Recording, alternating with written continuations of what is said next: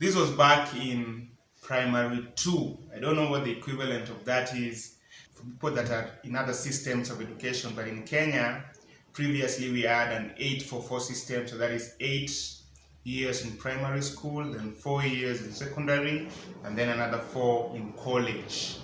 So primary 2 is the second year in primary school. And I remember this because I had moved from a previous school where I was doing primary 1, and this was in the village, a school called Ugambe Primary School. So then I moved to Kisumu, and in Kisumu I went to a school called Migosi Primary School. So the first day in my new school, I'm taken to my new class, and I meet my class teacher. In Kenya, we have a very nice system. In lower primary school, students only have one teacher, and this teacher handles all the subjects, and this teacher is called a class teacher, and she's responsible for her class. So normally there are several streams. So you get, for example, in a primary 1, there is 2 or 3 streams, and each stream has a different class teacher. I can't really remember which stream I belonged to because all these streams have names.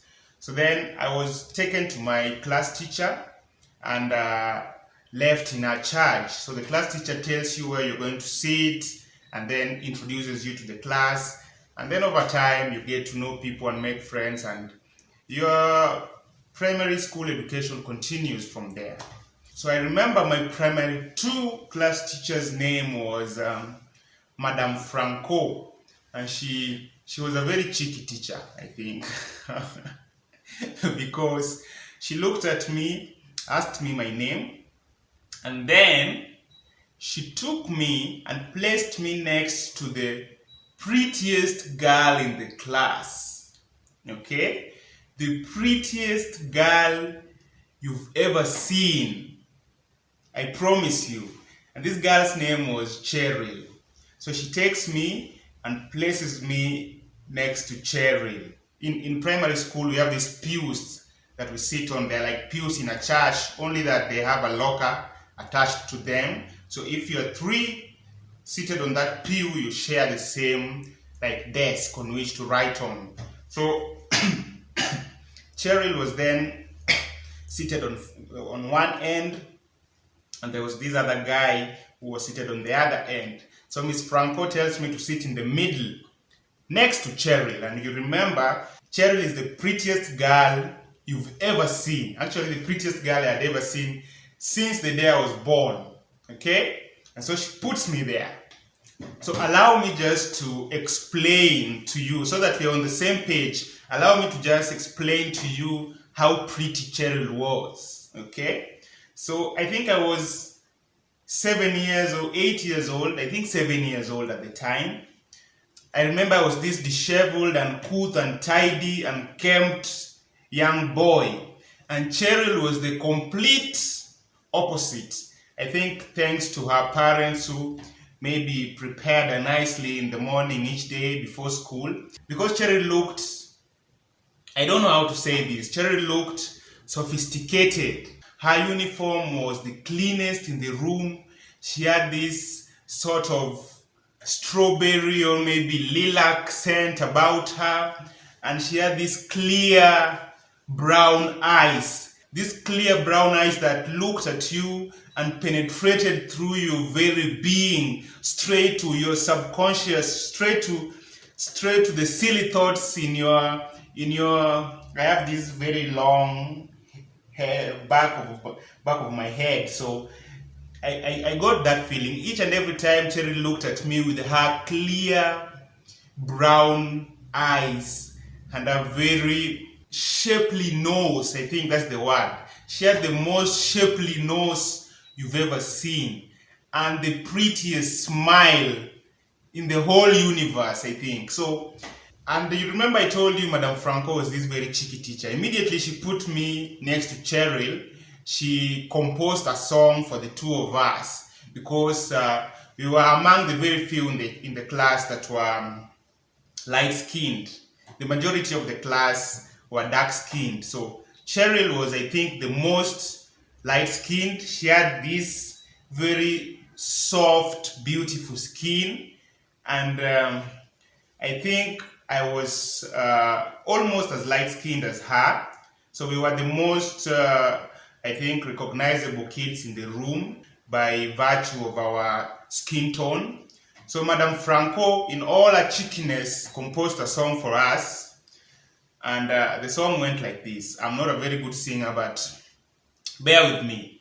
So she would sing, Dennis Calando, Oyudo Cheryl Calando. Hey, and then she would encourage the class to sing with her. So the whole class would sing for the two of us this very bad song, yeah? Dennis Calando, Oyudo Cheryl Calando. Hey, Dennis Calando, Oyudo Cheryl Calando. Hey, you see? And I think a loose translation of this song is like in English is Dennis, the light-skinned guy, has found Cheryl, the light-skinned girl. Yeah, that is a loose translation. I think that is what the song means in English. So I don't know why Madame Franco composed this song, but then it became a class anthem. Every time I got into the class, and I remember I used to be a perennial latecomer, so every time I would get into the class, everyone would burst out singing, Dennis Calando, Oyudo Cheryl Calando. Hey, you know, and it was very embarrassing. And the worst part about it is that I was seated next to the prettiest girl in the class, but I couldn't talk to her. I was shy, I was intimidated, and every time I looked at her, and she was the complete opposite of how I looked, I mean in terms of tidiness and beauty, I couldn't summon up the courage to tell her even one word. I was afraid of Cheryl. Every time I wanted to talk to her, every time I felt this urge to talk to her, and I would slap myself. I remember the most that I ever spoke to Cheryl was just, hi. Hi, how are you? No, I don't even think I said how are you. I just said hi on multiple occasions. And then most of the time when we met, even on the corridors, we would just pass each other, and I would look at her and she would look at me, and our eyes would meet, and all of us would look down and would just pass each other. I think it was we had this love affair that was, I think we loved each other from a distance. Yes, I think that is it. We loved each other from a distance, and Cheryl was the prettiest girl I had ever seen, ever since I was born up to that point. And the saddest part about this story is that Cheryl only went with us up to primary 4, and then she transferred. I think her parents took her out of this school that we were in, Migosi Primary School, and took her to a different school. And ever since that day, I've never seen Cheryl again.